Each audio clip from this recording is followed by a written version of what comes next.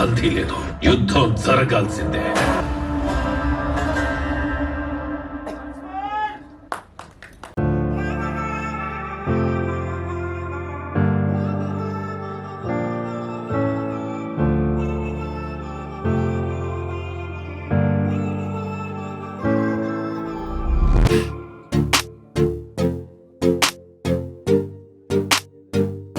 On the stage, so Razakar movie lo చాకలి ఆయుధంగా ferocious character లో మనకి కనిపించారు. సో అలా ఒక తన్ను తన్ని డైలాగ్ చెప్తే మొత్తం థియేటర్ అంతా విజిల్స్ క్లాప్స్ మారు మోగిపోయాయి. దట్ వాస్ ఆసమ్ అండి. వెల్కమ్ గిరిజా గారు. ఒకసారి గట్టిగా క్లాప్స్ తోటి I welcome Razakar movie. So అంత గొప్ప మూవీని, ఆ దృశ్యాలని కూడా చరిత్రలో మనకి తెలియని చరిత్రలో జరిగినటువంటి విషయాల్ని, ఆనాటి ఆకృత్యాల్ని, ఆగడాల్ని తెర మీద కళ్ళకి కట్టినట్టు చిత్రీకరించారు యాట సత్యనారాయణ గారు.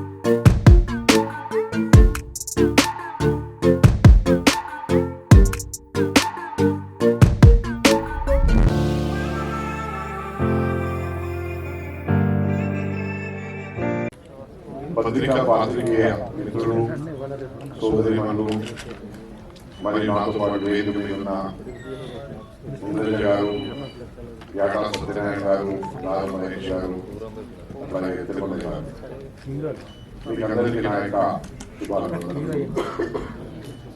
ఈ సినిమా తీయడం అనేది నేను ఇప్పుడు జీవిస్తున్న సమయంలో కానీ, నా జన్మకు కానీ ఇది ఒక పరమార్థం.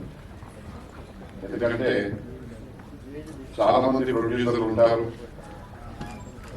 గ్లామర్ కోసం, ఫైనాన్షియల్ బెనిఫిట్స్ కోసం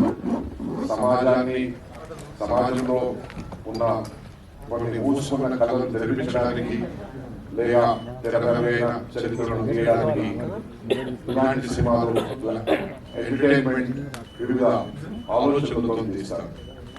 నేను మాత్రము, నాకు తెలుసు ఈ సినిమా తీస్తే నాకు కొన్ని నెలలు కాదు, కొన్ని సంవత్సరాలు కూడా చాలా కష్టాలు ఎదురవుతాయి అని కూడా తెలిసి కూడా నేను తీశాను. ఎందుకంటే మనము మన జీవన కాలంలో సమాజం కోసం ఏం చేశామనేది మనం ఒకసారి ఖచ్చితంగా ఏదో ఒక రోజు మనం ప్రదర్శించుకున్నాం. కుటుంబం కోసం, మనం పుట్టిన ప్రాంతం కోసం, మనం జీవిస్తున్న రాష్ట్రంలో కానీ, దేశం కోసం కానీ నేను ఏం చేశానని ఏదో ఒక రోజు మనం వయసు అయినా కానీ, వయసు అవుతున్న సమయంలో మనల్ని ఇంట్రాస్పెక్ట్ చేసుకున్నాం, ప్రశ్నించుకున్నాం. నాకు ఆ ప్రశ్న 60వ సంవత్సరంలోనే వచ్చింది. దానికి అనుగుణంగానే దేని కూడా లెక్క చేయకుండా 1106 థ్రెడ్స్ వచ్చింది.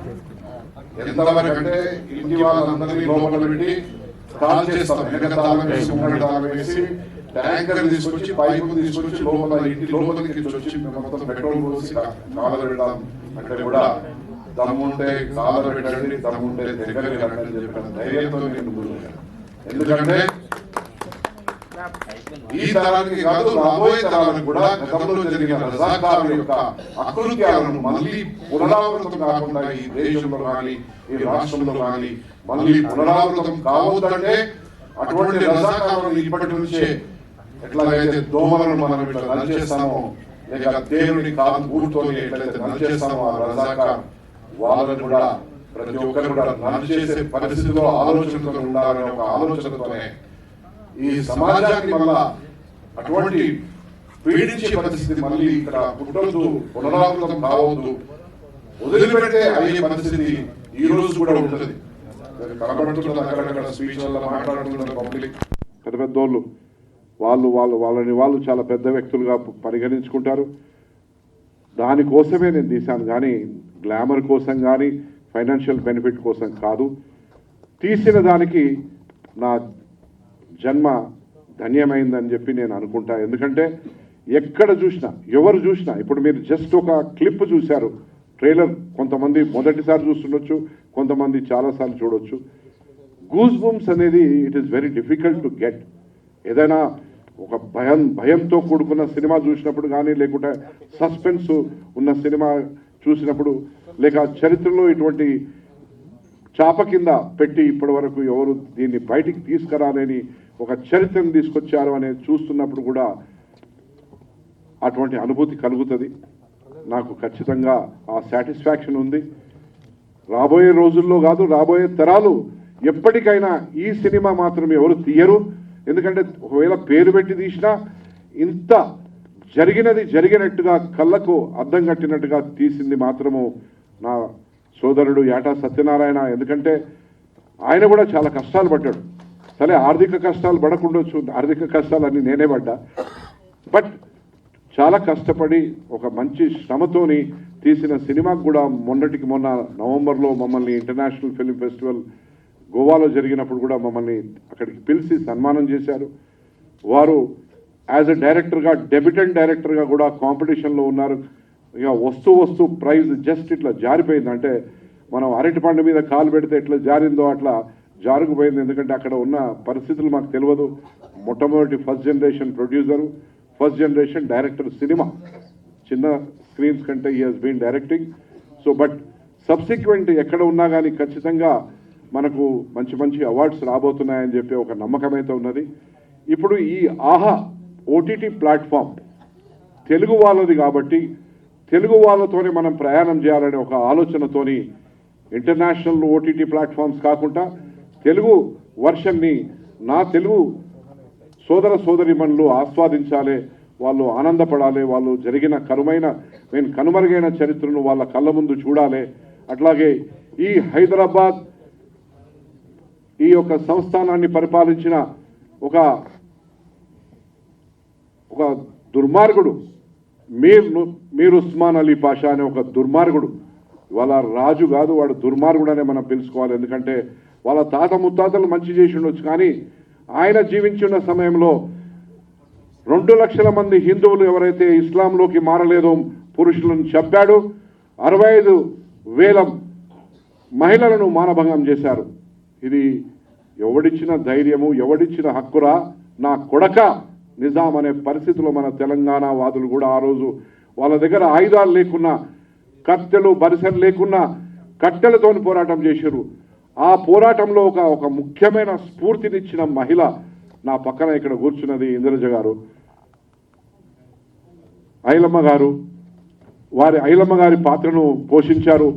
ఇవాళ ఐలమ్మ గారు రజకులకు సంబంధించిన నాయకురాలు అని అంటే ఇవాళ యావత్ ప్రపంచంలో ఒక గౌరవప్రదమైన ఆ వ్యక్తి, మహోన్నతమైన వ్యక్తి ఐలమ్మ గారు. ఆ పాత్ర వారు పోషించి పూర్తిగా దాంట్లో జీవించి ఎగ్జాక్ట్గా లంజా అంటారా, లంజా కొడక అన్న భాషను కూడా సినిమాలో ధైర్యంగా వాడి సమాజంలో ఆనాడు ఐలమ్మ గారు పెద్ద దొరలతోని ఏ విధంగా పోరాటం చేసిందో అనేది కూడా దీంట్లో మనం చూపించడం జరిగింది. సారీ ఈ భాష వాడుతున్నది, కానీ ఇది సినిమా కాబట్టి మనము ఇది సెన్సార్కి కూడా వెళ్ళింది కాబట్టి మాట్లాడుకునే హక్కు మనకున్నది. సో మీ ద్వారా మీరు చాలా మంచి మాకు దోహదపడ్డారు ప్రజల ముందుకు తీసుకుపోవడానికి.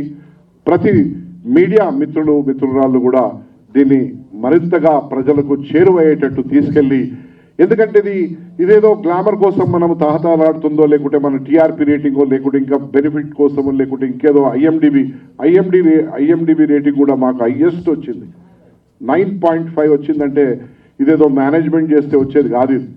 This is one of the highest rating which Telugu movie has got in the recent past. పెద్ద భారీ బడ్జెట్ సినిమాలు కూడా ఆ రేటింగ్ పొందలేదు. ఎందుకంటే అంత క్వాలిటీ.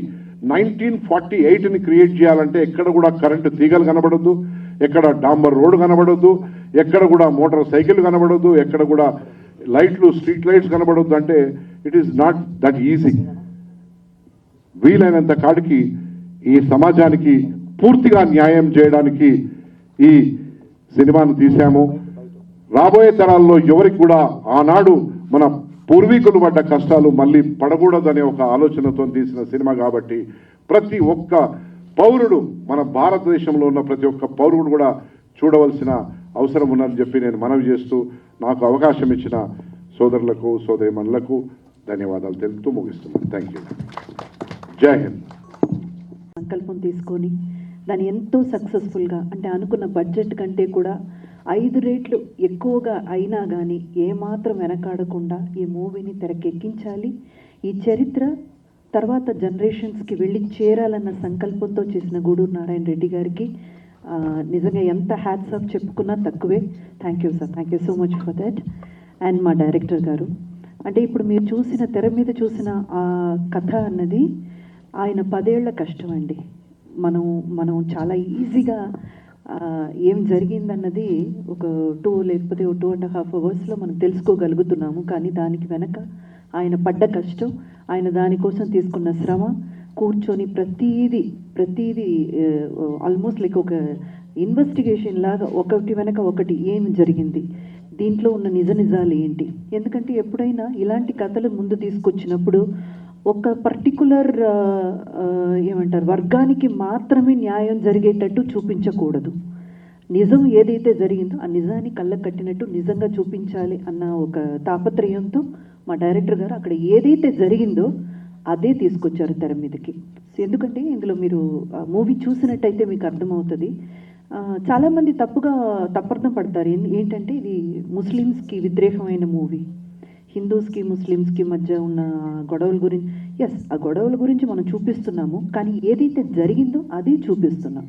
ఇందులో ఒక ముస్లిం జర్నలిస్ట్ క్యారెక్టర్ కూడా ఉంటుంది. ఆ పర్టికులర్ జర్నలిస్ట్ క్యారెక్టర్ అక్కడ జరిగేటువంటి దాని మీద అంతా, అంటే రజాకర్స్ ఏదైతే చేస్తున్నారో దాని మీద పోరాటం చేసేటువంటి ఒక ముస్లిం క్యారెక్టర్ కూడా పెట్టారు. అండ్ మూవీలో కూడా చూస్తారంటే 6th నిజాం అయినటువంటి మెహబూబ్ అలీ ఖాన్, ఆయన క్యారెక్టర్ ఎంత మంచి క్యారెక్టర్, ఎంత మంచి పనులు చేశారు ఈ సమాజానికి అనేది కూడా చూపించుంటారు. అంటే ఎవరిని కించపరచడానికో లేకపోతే వాళ్ళకి వ్యతిరేకంగా ఈ మూవీ తీయాలన్న థాట్ అయితే లేదు మా డైరెక్టర్ గారికి. కానీ ఈ ఒక పోరాటం అన్నది తప్పకుండా నెక్స్ట్ జనరేషన్కి వెళ్ళి చేరాలి, వాళ్ళకి తెలియాలి. సో ఈ ఒక ప్రయాణంలో మనమందరం అర్థం చేసుకోవాల్సింది ఏంటంటే ఈ మూవీ తప్పకుండా మనం ఎందుకు చూడాలి. ఓటీటీ ప్లాట్ఫామ్లో రావడం నాకు నిజంగా చాలా చాలా సంతోషంగా ఉందండి. ఎందుకంటే థియేటర్లకు వెళ్ళే ఆడియన్స్ ఇప్పుడు తక్కువైపోయారు. అక్కడ దాకా వెళ్ళి ఒక ఫ్యామిలీని తీసుకువెళ్ళాలంటే వాళ్ళ పక్కన ఉన్న కష్టం కూడా మనం అర్థం చేసుకోవాలి. ఎందుకంటే వాళ్ళకి ఎంత ఖర్చు అవుతుంది అదన్నీ క్యాల్కులేట్ చేసుకొని చాలామంది వెళ్ళడమే మానేశారు. కానీ ఇలాంటి ఒక మూవీ ఓటీటీ ప్లాట్ఫామ్లో వచ్చినప్పుడు ఇంకా చాలామందికి వెళ్ళి చేరేటువంటి అవకాశం ఉంది. అది నాకు చాలా సంతోషంగా ఉంది. ఈ మూవీ పర్టికులర్గా ఎందుకు ప్రతి ఒక్కరూ చూడాలని నేను మనవి చేసుకుంటున్నానంటే, మనం ఏ నేల మీద అయితే బ్రతుకుతున్నామో, ఏ గడ్డ మీద అయితే కాళ్ళు తొక్కి నడుస్తున్నామో ఆ గడ్డకున్న చరిత్ర మనకు తెలిసి ఉండాలి. ఇది తెలియకపోతే ఈ గడ్డ మీద బతికే అవకాశం కానీ అర్హత కానీ మనకెవరికి లేదు. సో దయచేసి ప్రతి ఒక్కరు ఈ మూవీ చూడండి. నేను ప్రతి ఒక్కరని చెప్పినప్పుడు అందరినీ కలుపుకునే చెప్తున్నాను. హిందూస్ కాదు, ముస్లిమ్స్ కాదు, క్రిస్టియన్స్ కాదు, ప్రతి ఒక్కరు ఈ మూవీ ఒక చరిత్రగా చూడండి, ఒక హిస్టారికల్ ఇన్సిడెంట్గా చూడండి. ఎందుకంటే ఈ మూవీకి సంబంధించినంత వరకు ఇది తెర మీదకి ఎక్కించాం కాబట్టి నేను మూవీ అని చెప్తున్నాను, కానీ it's a documentation, it's a document అండి. ఎప్పటికైనా తెలంగాణ గురించి, తెలంగాణలో జరిగిన పోరాటం గురించి, నిజాంలకి రజాకర్స్ గురించి ఎవరైనా ఏదైనా తెలుసుకోవాలి అని అనుకుంటే ఈ మూవీ చూస్తే చాలు. మీకు ప్రతి నువాన్సెస్ని మా డైరెక్టర్ గారు చాలా చాలా క్లిష్టంగా కూర్చొని ఇక్కడ తీర్చిదిద్దారనమాట. ఈ మూవీ చూస్తే సరిపోతుంది. అందుకని మీరు ప్రతి ఒక్కరూ తప్పకుండా ఈ మూవీని ఓటీటీలో చూడాలని నేను మళ్ళీ రిక్వెస్ట్ చేస్తున్నాను.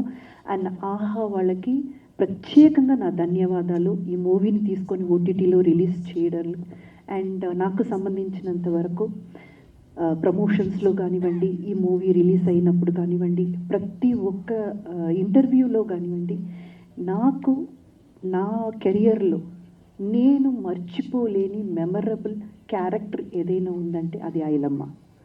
ఎందుకంటే అంత గొప్ప క్యారెక్టర్. నన్ను చూడగానే ప్రతి ఒక్కరూ చెప్పేది ఏంటంటే మీరు గ్లామర్గా ఉంటారు, మీరు గ్లామరస్ పాత్రలు, అంటే హీరోయిన్గా వర్క్ చేసినప్పుడు కూడా గ్లామర్ హీరోయిన్ కిందే గుర్తించారు, గ్లామర్ పాత్రలు చేశాను. ఆ తర్వాత కథా పాత్రలు మంచి కథకి సంబంధించిన నాయకిగా నేను చేసినా కూడా నన్ను అందంగా ఉంటారని ఆ ఒక్క కోణంలోనే చూశారు. కానీ నిజంగా నాకు అర్థం కానిది ఏంటంటే ఈ ఐలమ్మ క్యారెక్టర్లో ఇంత గ్లామరస్గా, అంటే ఒక వ్యవసాయం చేసి బ్రతికే ఒక కూలి పనిచేసే ఒక ఆడదిగా డైరెక్టర్ గారు నన్ను ఎలా ఆలోచించారు, ఆ డైమెన్షన్లో ఎలా నన్ను తీసుకురావాలని ఆయనకు ఐడియా ఎలా వచ్చిందో నిజంగా నేను రుణపడి ఉంటాను సత్యనారాయణ గారు. ఎందుకంటే అలాంటి ఒక పాత్ర ఏ ఆర్టిస్ట్కైనా ఒక వరం అంతే.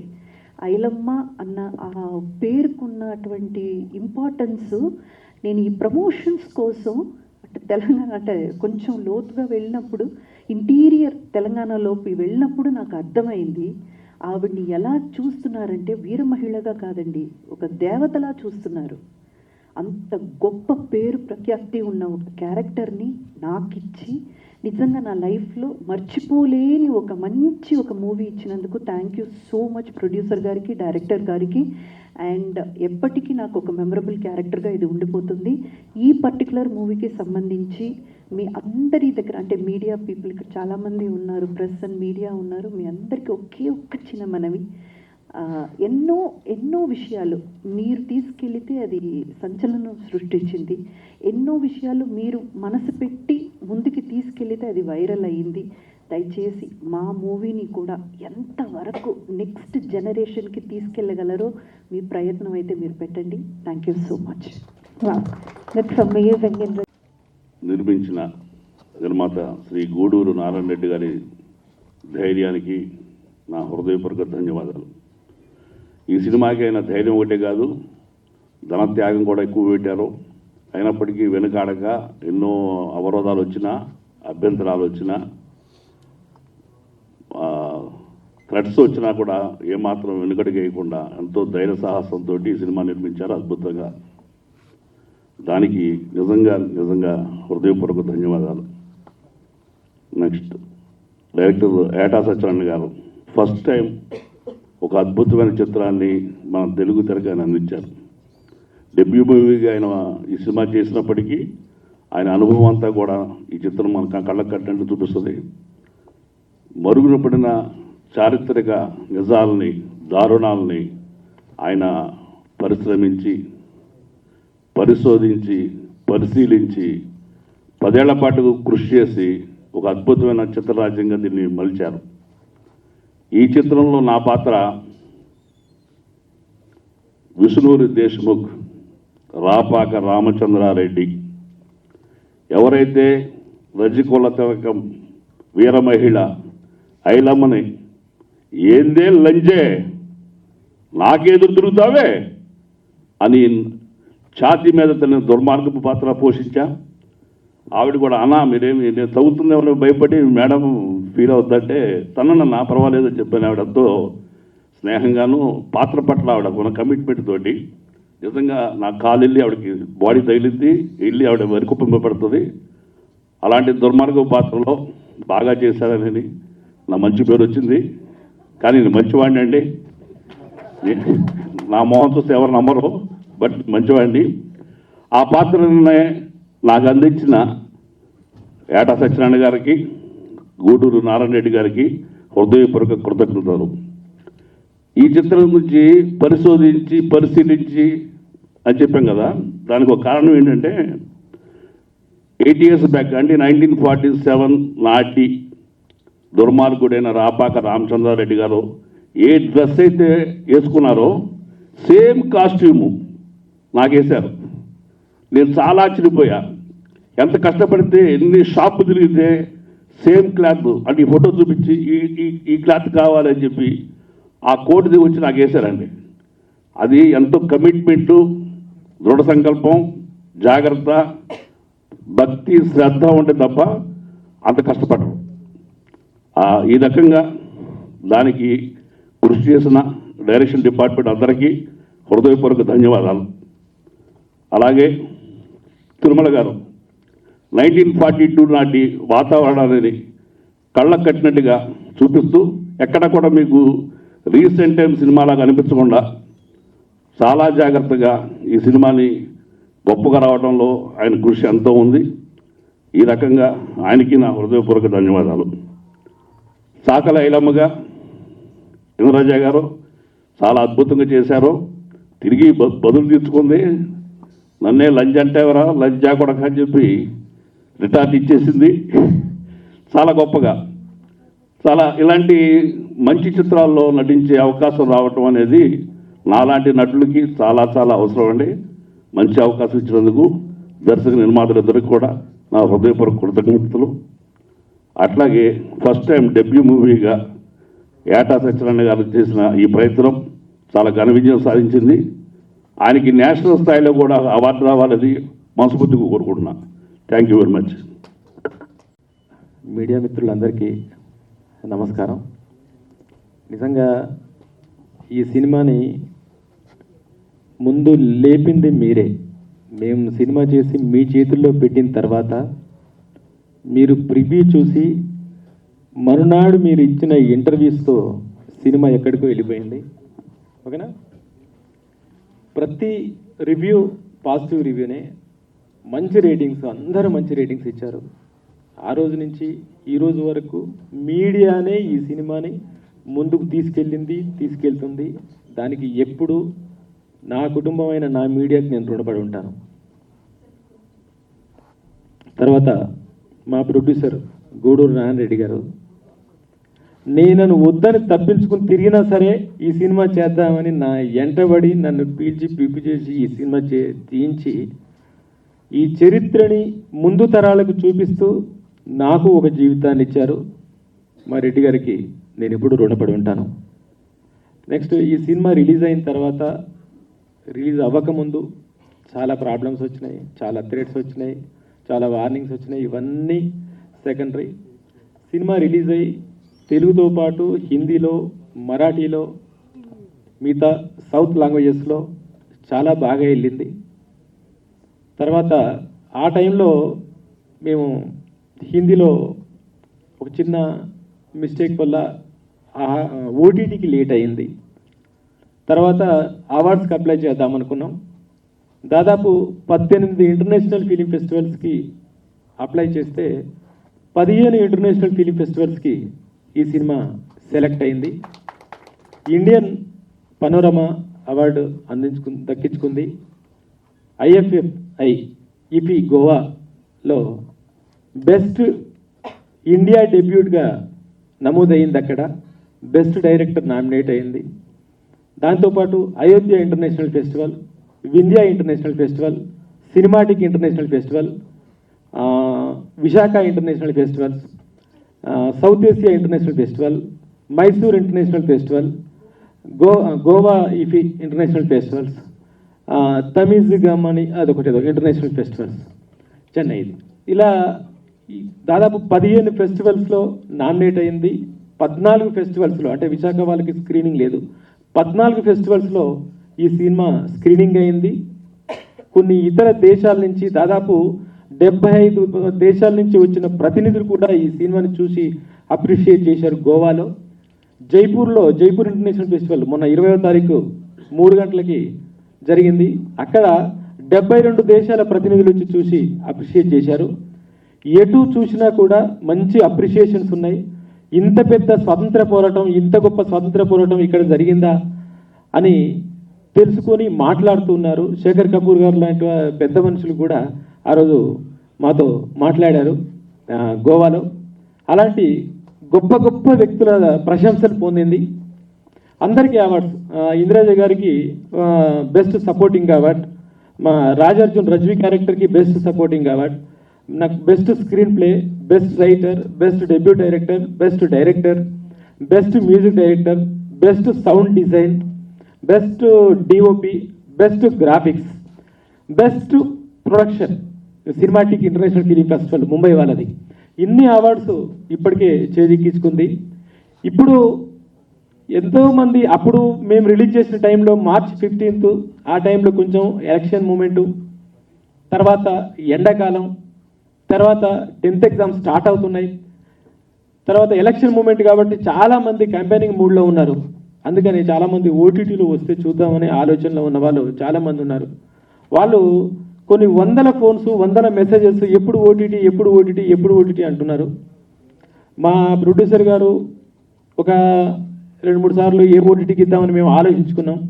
మాకు నిజానికి 3 ఆఫర్స్ ఉన్నాయి. ఆ 2 పేర్లు చెప్పదలుచుకోలేదు.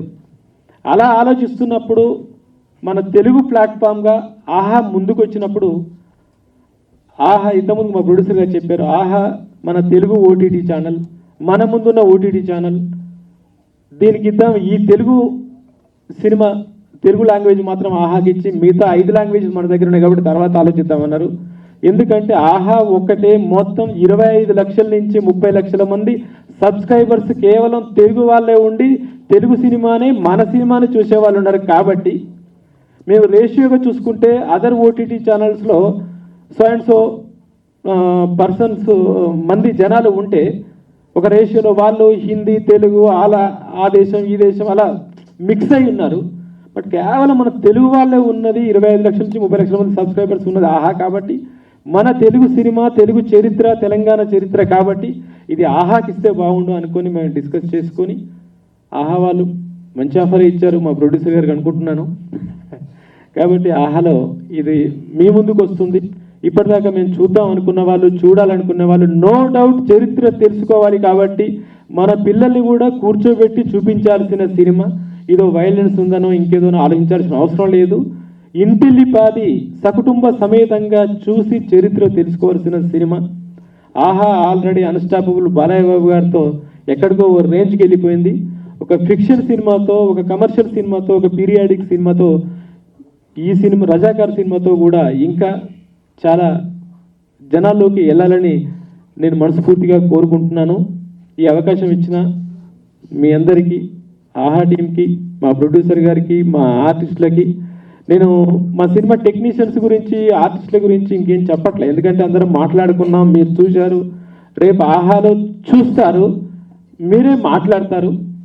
అయితే ఒక రిక్వెస్ట్ మీడియాకి మాత్రం చేసిందంటే ఈ సినిమాని వీలైనంత వరకు మీరు ఇంకా జనాల్లోకి తీసుకెళ్ళాలి. ఎందుకంటే ఇది కమర్షియల్ సినిమా కాదు, ఒక హీరో సినిమా కాదు, ఒక వ్యక్తి సినిమా కాదు, ఒక వ్యవస్థ సినిమా, ఒక పోరాటం కోసం చెప్పిన సినిమా, ఒక ప్రాంతానికి చెప్పిన సినిమా, ఒక చరిత్ర గురించి చెప్పిన సినిమా, తెరమరుగైన చరిత్ర గురించి తెలియజేస్తున్న సినిమా. నేను గతంలో చెప్తున్నాను, ఇప్పుడు చెప్తున్నాను, ఇది మత చరిత్ర కాదు, గత చరిత్ర మాత్రమే, ఘనమైన చరిత్ర మాత్రమే అని.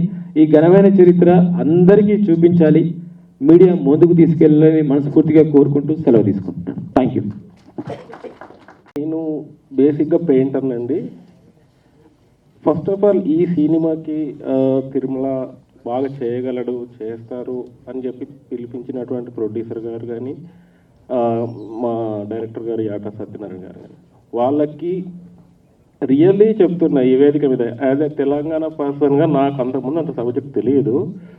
But when I joined the team, assistant directors, తర్వాత మా డైరెక్టర్ గారు వీళ్ళందరూ చెప్పినప్పుడు చిచ్చి నేను ఎక్కడున్నాను అనిపించింది నాకు. అంటే నాకు పూర్తిగా తెలియదు అప్పటికి. అలాంటి ఒక సబ్జెక్ట్ని నాకు ఇచ్చి నా బుధాల మీద పెట్టి ఇతను మోయగలడు అని నమ్మినటువంటి గూడూరు నారాయణ రెడ్డి గారికి, యాట గారికి ఆజన్మాంతం రుణపడి ఉంటాను. ఎందుకనంటే this is my one of the best work I can say. ఇది నా జీవితంలో అసలు సార్ మీ జీవితాంతం మీకు రుణపడి ఉంటాను సార్, దాని డౌట్ లేదు డెఫినెట్గా. ఎందుకంటే ఒక చరిత్రని తీసుకొచ్చి ఎక్కడో అడుగున పడిపోయినటువంటి చరిత్రను తీసుకొచ్చి మనందరి ముందు పెట్టినటువంటి యాట గారు ఈరోజు చాలా మందికి 200 కాదు 2000 డోర్లు తెరిచారు. అంటే ఈ సబ్జెక్ట్ని బేస్ చేసుకొని మినిమం ఒక 200 మూవీస్ ప్రాసెస్లో ఉన్నాయి. అంటే జస్ట్ సార్ అందరికీ డోర్లు తెరిచి వదిలేశారు. సో ఈ చరిత్రని ఇంకా ఇంకా ఇంకా మనం ఏమన్నా మిస్ అయినాయి కానీ, లేదా ఇంకా మనకు తెలియని ఏమన్నా పార్ట్స్లో తీసుకొస్తే ఇంకా బాగుంటుంది. ఇది డెఫినెట్గా ఫ్యూచర్ జనరేషన్స్కి చాలా ఉపయోగపడుతుందండి. ఈరోజు మనం ఇప్పుడు ఒక 80 ఇయర్స్ 70 ఇయర్స్ మనం బ్రతుకుండవచ్చు. బట్ ఈ సినిమా మాత్రం అంటే అజరామరం, దీనికి మరణం లేదు. ఎప్పుడైతే మనకు స్వాతంత్రం లేట్గా 1 year లేట్గా ప్రాసెస్లో వచ్చిందో కానీ వెనుక వచ్చినా కానీ ఆజన్మాంతం ఇది అందరికీ గుర్తుండిపోయేటువంటి ఒక సినిమా. సో చరిత్రలో నిలిచిపోయేటువంటి సినిమా. So really I'm very thankful to my producer and director and co director గారు మహీధర్ గారు, రాజేష్, వీళ్ళు శివ. సో వీళ్ళందరూ ప్లస్ నా టీం బంగారాజు ప్లస్ మా అసిస్టెంట్స్ ఇంకా చాలా మంది ఉన్నారండి. వీళ్ళు కానీ వీళ్ళందరి సపోర్ట్స్తో మేజర్ గారు ప్రొడ్యూసర్ గారి సపోర్ట్ ఎంతో ఉందండి. నేను ఎప్పుడైనా తప్పు చేసినా లేకపోతే ఆ ఉర్దూలో నాకు లెటరింగ్ తెలియకపోతే నేను చేసినప్పుడు ఇది నీకు మీనింగ్ తెలుసా లేకపోతే ఇది తెలుసుకొని చేశారా తెలియక చేశారా, చరిత్ర చెప్తున్నాం కాబట్టి తప్పులు ఉండకూడదు. సో వెహికల్స్ కావచ్చు, క్యారెక్టర్స్ బ్యాక్గ్రౌండ్ కావచ్చు, హౌసెస్లో పెట్టినటువంటి చిన్న చిన్న ఆబ్జెక్ట్స్ కావచ్చు, సో ప్రతి దాంట్లో శ్రద్ధ తీసుకొని చూసామండి. డెఫినెట్గా మీరంతా చూస్తారు. ఈ ఎపిక్ స్టోరీని ఇంకా బ్రతికించుకుంటూ మనం ముందుకు తీసుకెళ్లాల్సిన అవసరం అయితే ఉందండి. సో అందరికీ థ్యాంక్ యూ వెరీ మచ్. ఈ అవకాశం ఇచ్చినటువంటి పెద్దలకి, మేడం గారు, నాగమహేష్ గారు, సో ఇందులో టీంలో మన రాజార్జున్ గారుని ఎవరైనా చాలా చాలా బాగా చేశారండి. మీరందరూ డెఫినెట్గా ఎంజాయ్ చేస్తారు ఈ సినిమాని. ఎంజాయ్ అనకూడదు అసలు, యాక్చువల్గా బ్రతికిస్తారని అనుకుంటున్నా, ఎందుకంటే ముందు తరాలకు తీసుకెళ్ళాలి కాబట్టి. So it's not a enjoy moment, it's a celebration of freedom or whatever you can say. So thank you very much అండి. జై హింద్. థ్యాంక్ యూ అండి. సారీ, ఇక్కడ ఈ స్టేజ్ మీద ఒక పర్సన్ని పిలవడం మర్చిపోయాము. ముందు యాక్చువల్గా సారీ చెప్పాలండి. ఆ పర్సన్ మాకు వచ్చేసి ఒక బ్యాక్ బోన్ లాగా ఈ మూవీ ఫ్రమ్ డే 1 నుంచి ఇదిగో ఇప్పుడు జరుగుతున్న ఈ ప్రెస్ మీట్ వరకు కూడా ఆ పర్సన్ లేనిదే ఒక క్షణం కూడా గడవలేదు. ఆ పర్సన్ ఖచ్చితంగా ఇక్కడ ఈ స్టేజ్ మీద ఉండాల్సిన పర్సన్ మేమందరం మర్చిపోయాం. Sorry very much. మహీందర్ గారు ఎక్కడున్నారు? మహీధర్ గారు, ఓకే, ఆయన కో డైరెక్టర్ మహీధర్ గారండి. మా మహి గారు please come. Co director Mahidhar గారిని మాకు pillar of support and pillar of strength అండి మా మహీధర్ గారు. అసలు కో డైరెక్టర్ అన్న పేరుతో A to Z ఏ పనులు ఉన్నా సరే, అది సెట్ వర్క్ గమనించుకోవాలన్నా, కాస్ట్యూమ్స్ అన్నా అండ్ ఆర్టిస్టులు టైంకి వచ్చారా లేదా, డైలాగ్స్ నేర్పించడం దగ్గర నుంచి మహి గారు thank you so much on behalf of Razakar crew and cost. మీరు లేకపోతే ఈ మూవీ ఇంత మంచిగా వచ్చేది కాదు డెఫినెట్గా. అండ్ మా యాటా సత్యనారాయణ గారికి రైట్ హ్యాండ్ అనమాట మా మహీధర్ గారు. అండ్ ఐ విష్ త్వరలోనే మా మహీధర్ గారు ఒక డైరెక్టర్గా కూడా ప్రమోట్ అయ్యి ఆయన చాలా గొప్ప గొప్ప విజయాలు సాధించాలని మనస్ఫూర్తిగా కోరుకుంటున్నాను.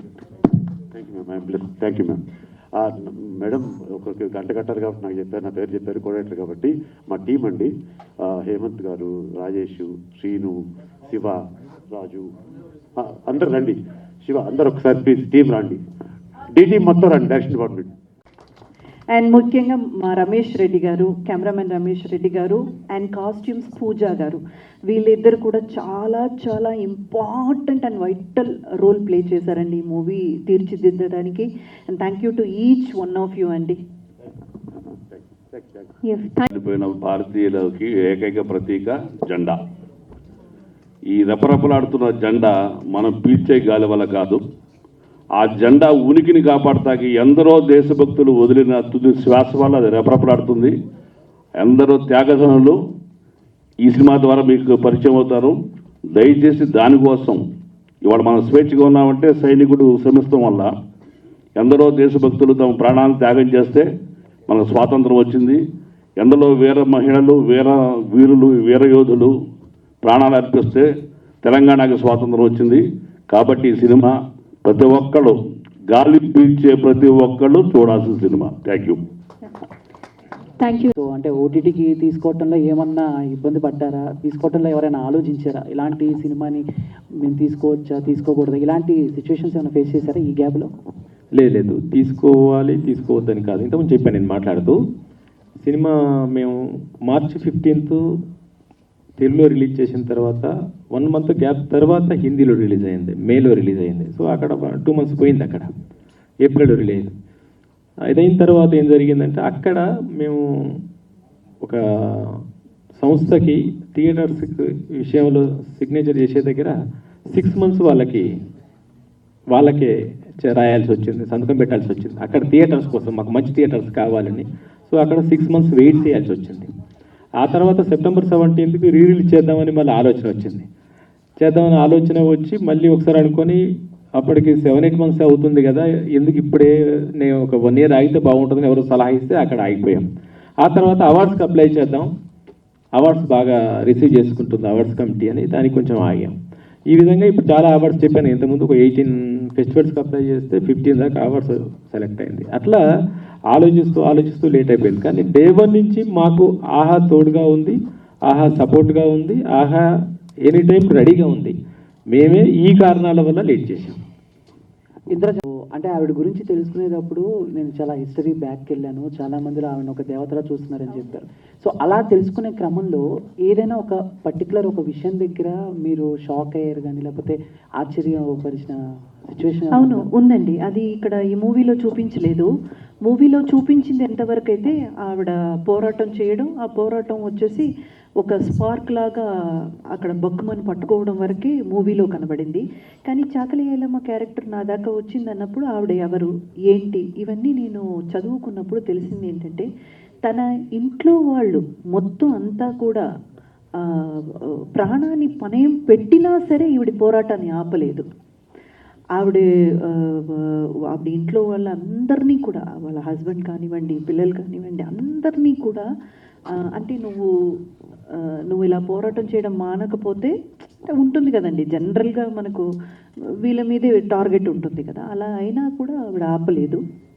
And moreover till the last breath ఒక నార్మల్ లైఫ్ అంటే ఏదో ఇంత పెద్ద సాధించారు కదండి. మనమంతా ఎక్కడండి ఒక చిన్న పాటు ఏమంటారు ఒక చిన్నపాటి ఏదైనా కొంచెం చేసేసినా మన గొప్పలు మనమే చెప్పుకోవడం, ఏదో పెద్దగా సాధించినట్టు ఫీల్ అయిపోవడం, మన గురించి ఒక 10 మందికి తెలియాలని పోస్టర్లు అతికించేయడం, ఇవన్నీ చేసేటువంటి ఇప్పుడున్న ఈ సమాజాన్ని చూస్తూ ఆవిడ అంత పెద్ద పోరాటం చేసి అసలు ఈ మట్టి కోసం, ఈ నేల కోసం ఆవిడ తన రక్తమే కాకుండా తన కుటుంబాన్ని కూడా పణయం పెట్టి అంత చేసి చివరి దాకా ఒక నార్మల్ లైఫ్ లీడ్ చేసి నేను ఇంత సాధించాను, నేను ఇంత గొప్ప వ్యక్తి అనేది ఎక్కడా కూడా చూపించకుండా ఆవిడ కనుమూసిందంటే అసలు అలాంటి వాళ్ళు పుట్టి బ్రతికిన ఈ మట్టి మీద కాళ్ళు పెట్టడానికే మనం గర్వపడాలి.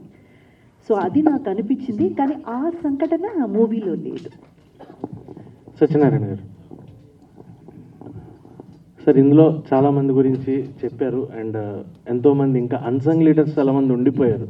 వాళ్ళ గురించి ఏమన్నా చెప్పే ప్రయత్నం ఏమన్నా ఉందా సార్ ఫ్యూచర్లో? అంటే ఇక్కడ ఈ సినిమా గురించి చెప్తే కొంతమంది సినిమా ముక్కలుగా ఉంది అన్న ఆలోచన ఒక దగ్గర ఉంటుంది. చాకలేలమ్మ క్యారెక్టర్ అరే ఇంకొంచెం ఉంటే బాగుండు, భీమిరెడ్డి నరసింహారెడ్డి క్యారెక్టర్ ఇంకొంచెం ఉంటే బాగుండు, బసవమ్మ అనే క్యారెక్టర్ ఇంకొంటే బాగుండు అనే ఆలోచన ఉంటుంది. ఇదేంటంటే నేను చెప్పింది రజాకార్ చరిత్ర. రజాకార్ల గురించి చెబుతున్న క్రమంలో తీసుకున్న కొన్ని సంఘటనల్లో కొంతమంది అన్సంగ్ హీరోస్ని గుర్తు చేయడం జరిగింది. వాళ్ళ గురించి పూర్తి చెప్పాలి. అందుకని సినిమా చూసేటప్పుడు రజాకార్ అనే దృష్టితో చూస్తే నరేషన్ బాగా అనిపిస్తుంది.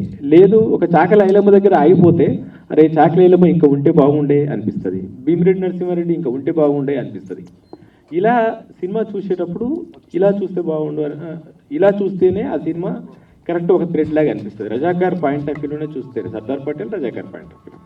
మీరు అన్నట్టు చెప్పే అవకాశం ఉందా అంటే ఇంతకుముందు మా తిరుమల చెప్పాడు ఇన్ని సినిమాలు పుడుతున్నాయని. నిజంగానే చాలామంది మన ఇండస్ట్రీలో తయారవుతున్నాయి కథలు. భీమిరెడ్డి నరసింహారెడ్డి గారి కథ, చాకలి ఐలమ్మ కథ ఇలా తయారవుతున్నాయి.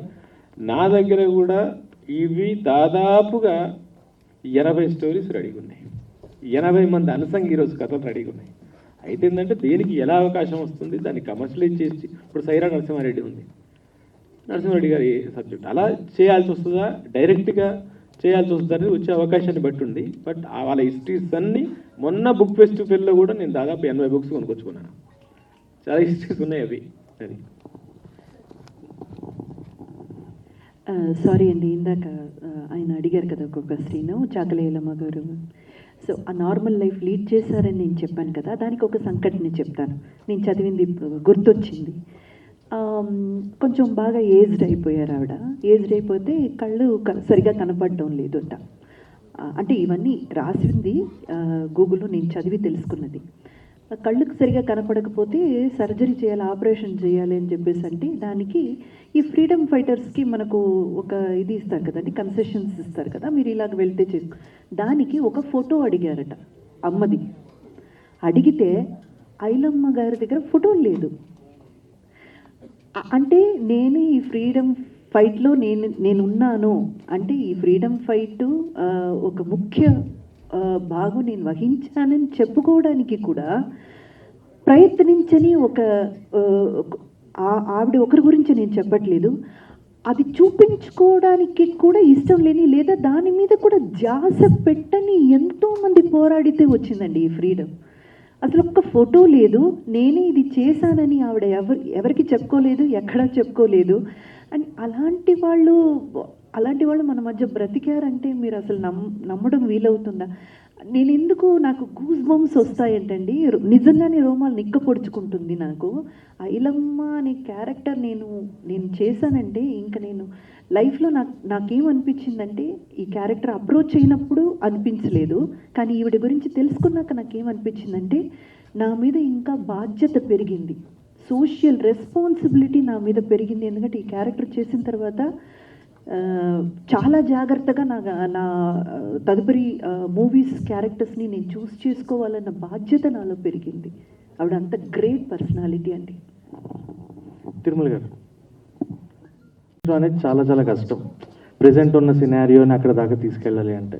సో డైరెక్టర్ గారు చెప్పిన ఆయన విజన్ని మీరు చాలా బాగా ఫుల్ఫిల్ చేశారు.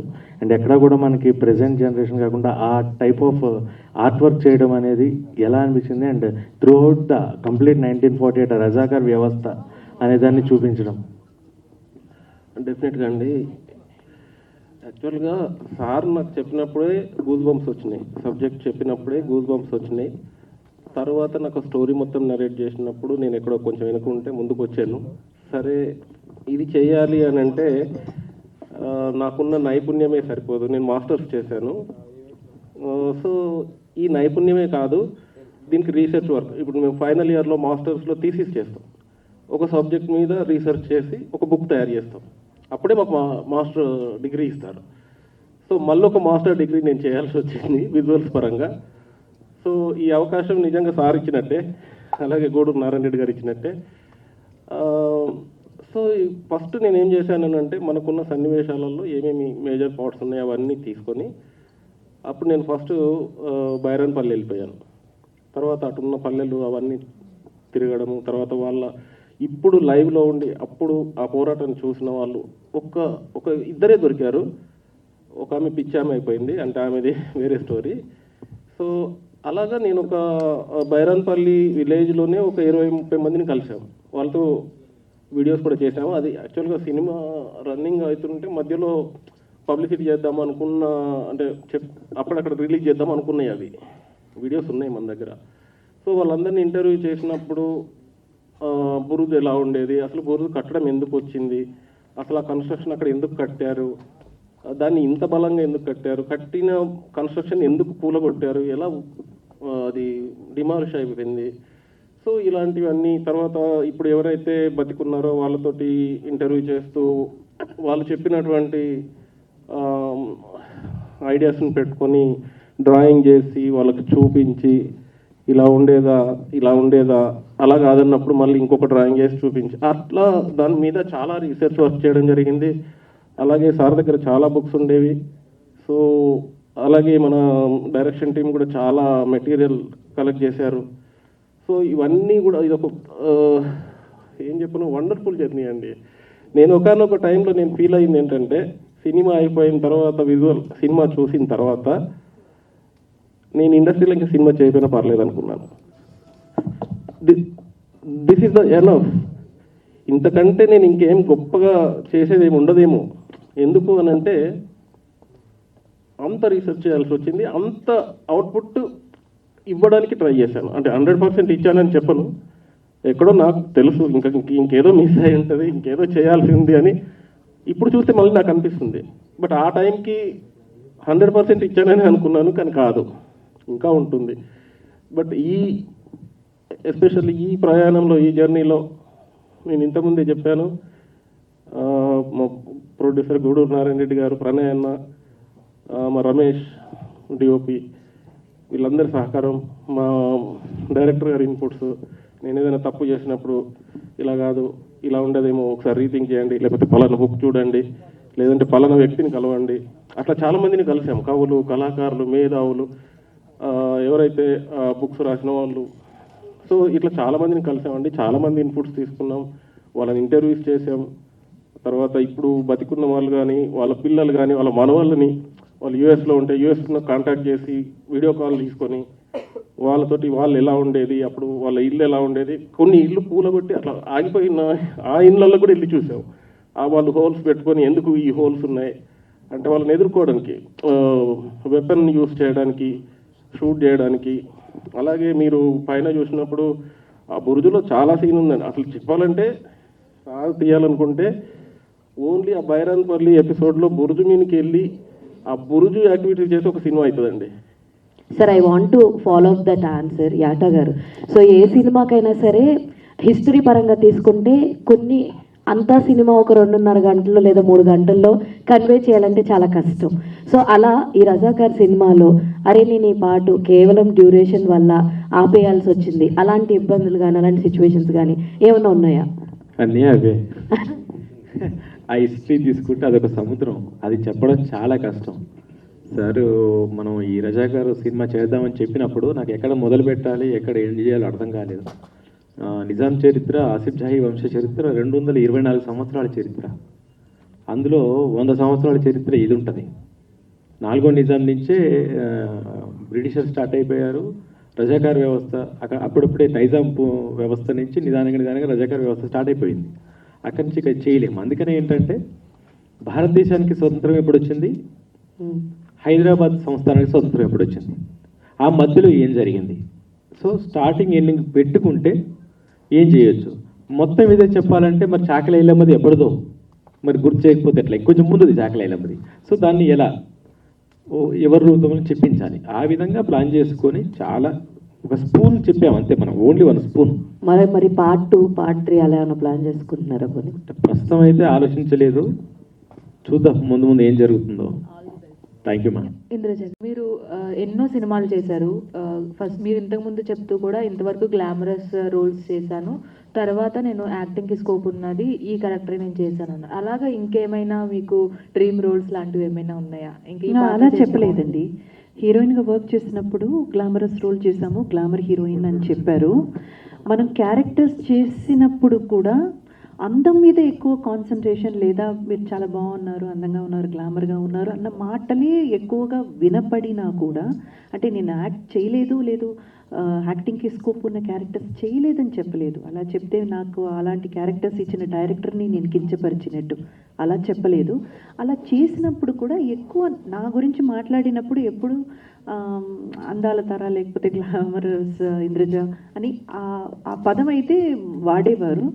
అలాంటి ఒక ట్యాగ్ లైన్ ఉన్న నన్ను ఐలమ్మ అనే క్యారెక్టర్కి డైరెక్టర్ ఎలా ఆలోచించారు అని అన్నాను. అంటే యాక్టింగ్కి స్కోప్ లేదని కాదు, అంటే ఇందులో మీరు ఎక్కువగా అంటే మీ రోల్కి అంటే డిఫరెంట్ రోల్లో కనిపించారు. సో అలాగా ఏమైనా డ్రీమ్ రోల్స్ ఉన్నాయా అని? ఓకే, ఇప్పుడు చేసిన క్యారెక్టర్ లాగే ఏదైనా ఫ్రీడమ్ ఫైటర్గా చేయాలన్న ఆలోచన అయితే ఎప్పుడు రాలేదండి. ఇప్పుడు ఈ క్యారెక్టర్ చేసిన తర్వాత నాకు అనిపించింది, ఓకే నేను ఇలాంటి క్యారెక్టర్లకు కూడా పనికొస్తానని ఒక కాన్ఫిడెన్స్ నాకే వచ్చింది. ఎందుకంటే అంతకు ముందు నేను ఇలాంటి క్యారెక్టర్స్ ఇది చేయలేదు. సో నాకు కాన్ఫిడెన్స్ వచ్చింది. సో ఇది చూసే డైరెక్టర్స్కి, ప్రొడ్యూసర్స్కి ఏదైనా ఆలోచన వచ్చి ఇంకా ఇలాంటిది ఏమైనా ఫ్రీడమ్ ఫైటర్ రోల్ కానీ, లేకపోతే కొంచెం మాతృత్వానికి ఒక వీర మహిళగా చేసేటువంటి క్యారెక్టర్స్తో నన్ను అప్రోచ్ అయితే I will be very very happy. Thank you అండి. ఇంద్రజ గారు, మేడం చెప్పండి. నా పేరు ప్రజావాణి అండి. నమస్తే. మీరు చాకలి ఐలమ్మ క్యారెక్టర్ పోషించేటప్పుడు ఆమె తెలంగాణకే వీరవనిత, అలాంటి క్యారెక్టర్ పోషించేటప్పుడు కొన్ని వర్డ్స్ వాడాల్సి వచ్చింది. అవును. అప్పుడేమైనా ఇబ్బంది పడ్డారా? అంటే అమ్మవారి జాతరలో పూనకం వస్తుందని చెప్తారు కదండి. ఆ పూనకం వచ్చినప్పుడు వాళ్ళు ఏం మాట్లాడతారు, వాళ్ళు ఎలా బిహేవ్ చేస్తారు, వాళ్ళు అవన్నీ వాళ్ళకి ఏం అర్థం కాదు. అది అది ఆ ఒక ఏమంటారు, ఒక తన్మయత్వంలోకి వెళ్ళిపోతారని చెప్తారు చూడండి. అలాగా మనకి ఒక్కసారి ఈ క్యారెక్టర్లోకి వెళ్ళాక అది ఆ డైలాగ్ మనం వాడింది ప్రోమోలో కూడా మీరు చూసుంటారు. ఆ డైలాగ్ మనం వాడింది ఏదో వెళ్ళగానే ఫస్ట్ డే ఫస్ట్ షాట్ తీయలేదండి. ఈ క్యారెక్టర్లోకి డైరెక్టర్ గారు నన్ను తీసుకెళ్ళి ఆ గొడవ పడతాం చూడండి, ఆ ఫైట్ ఒకటి ఉంది, మీరు మూవీ చూసుంటే మీకు తెలుస్తుంది. సో ఆ ఫైట్ అంతా జరిగి ఆ క్యారెక్టర్లోకి నన్ను పూర్తిగా తీసుకువెళ్ళిన తర్వాత ఆ సిచ్యువేషన్ నాకే అర్థమైపోయింది. ఓకే, ఈ క్యారెక్టర్ ఒక కౌలికి తీసుకొని పనిచేసిన ఒక రైతు దగ్గర నుంచి ఇతను తీసుకొని మనకు ఆ క్యారెక్టర్గా మనం ప్రవర్తిస్తాం, కానీ అక్కడ మనం ఇంద్రజ కాదు కదా. సో నాకు అది తప్పుగా అనిపించలేదు, ఏది కూడా ఒక తప్పైన పదం వాడుతున్నామన్న ఫీల్ నాలో డైరెక్టర్ గారు రానివ్వలేదండి. అందుకని నాకు అది వేరేలా అనిపించలేదు. ఆ తర్వాత ప్రోమో చూశాక కొంచెం నాకు భయం వేసింది. అయ్యో అందరు ఏమంటారో, కామెంట్స్లో ఏం పెడతారో తెలియలేదే అని చాలా భయం వేసింది. కానీ గొప్పతనం ఏంటంటే అది నా గొప్పతనము డైరెక్టర్ గారిది కూడా కాదు. ఐలమ్మ అన్న ఆవిడ్ని వాళ్ళు అలాగే చూశారు ఆడియన్స్. సో ఎవరు కూడా దాన్ని తప్పుగా చూడలేదు. So I'm very happy about it. Satyanarayana గారు,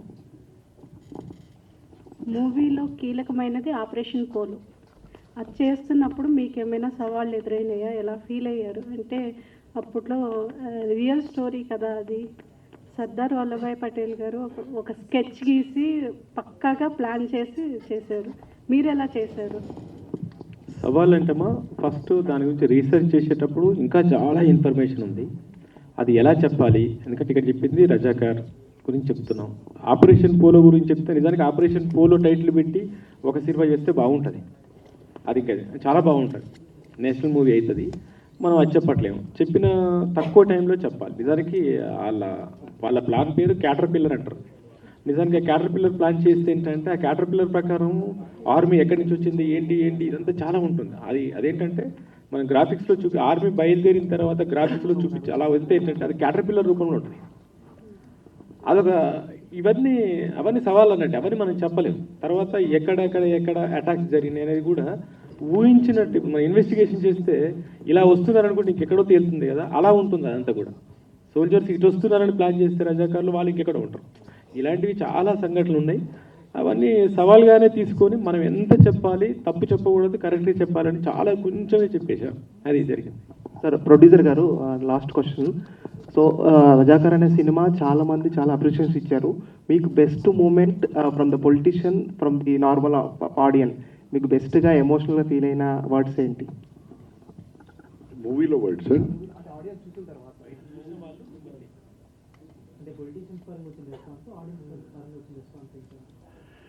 I really felt as a ప్రొడ్యూసర్గా నేను ఫీల్ అయిందే చాలా బాగా వచ్చింది. ఎందుకంటే నా నియత్ ఈ జనరేషనే కాదు, ఫ్యూచర్ జనరేషన్స్ కూడా ఇట్లాంటి ఇబ్బంది పడకూడదని. ఎందుకంటే మా తాత పేరే నాకు పెట్టారు. మా తాత లేట్ గూడూరు నారాయణ రెడ్డి. ఆయన ఇక్కడనే 50 కిలోమీటర్ల దూరంలో గూడూరు గ్రామం, 7-8 గ్రామాలకు ఆయన మాల్ పటేల్. సో ఆయన కూడా నిజాం దగ్గరే పనిచేశాడు, కానీ నిజాంకు సంబంధించిన రజాకారులను ఎదిరించాడు, గ్రామంలోకి రానియలేదు. సో అప్పటి నేను ఎక్కడ చుట్టుముట్టు గ్రామాలకు పోయినప్పుడల్లా ఈ బుర్జులు చూసేవాడిని. అక్కడ ఎక్కినా దుంకినా అన్ని దాని రాళ్ళను కూడా తీసినా, కొంచెం పాడు కూడా చేసినాము. చిన్న ఉన్నప్పుడు ఏమేమో చేస్తాం కదా, కోతి లెక్కలని. సో అవన్నీ చేసిన. బట్ ఈ సినిమా తీసినాక ఏదైతే ప్రజల్లో ఒక మంచి వాళ్ళ నుంచి వచ్చిన comment has given me a satisfaction. Because this is my contribution for the society. It is not for my selfish and political కంటే నేను పవర్ పొందాలి, లేకుంటే నాకు పోస్ట్ రావాలి, నాకు అట్టహాసం ఉండాలి, 3-4 కార్లు వెనక ముందు సైరన్ కొట్టుకుంటూ తిరగాలనేది that is as a politician. But as a ప్రొడ్యూసర్గా yes nobody could do it. చెప్తున్నా కదా, ఇప్పుడు పెద్ద పెద్ద ప్రొడ్యూసర్లంతా కూడా నాకు చాలా అన్న తమ్ముడు అట్లా ఆ రిలేషన్షిప్లో చాలామంది డ్రాయింగ్ బోర్డుకి వెళ్ళింది ఇది, ఇంక్లూడింగ్ డైలాగ్ రైటింగ్ కూడా వెళ్ళింది ఈ సినిమా ఎంతోమంది పెద్ద పెద్ద కంపెనీలలో. కానీ అరే వాళ్ళతోనే వాళ్ళు ఓడరా అన్న పద్ధతిలో నేను పోయినా. వాళ్ళు ఓడరా మనల్ని ఎదిరించేటోడు, అప్పుడంటే అమాయక ప్రజల మీద ఎదిరించాడు, ఇప్పుడు గూడూరు నారాయణ రెడ్డికి ఎదురుగా రమ్మని చూపిస్తే ఏందో సంగతి అని చెప్పి నేను పోయినా. సో ఆ పోయిన దారిలో ఏదైతే దారి తీసుకున్నానో ఆ దారి వలన నాకు వచ్చిన రెస్పాన్సే చాలా greatest satisfaction. Now I have gone in to the history. ఇంకా నన్ను చెరిపేయలేరు. 100 సంవత్సరాల వరకు కూడా గూడూరు నారాయణ రెడ్డి తీసిన రజాకార్ చిత్రాన్ని మాత్రం ఎవ్వరు చెరిపేయలేరు. This is my satisfaction.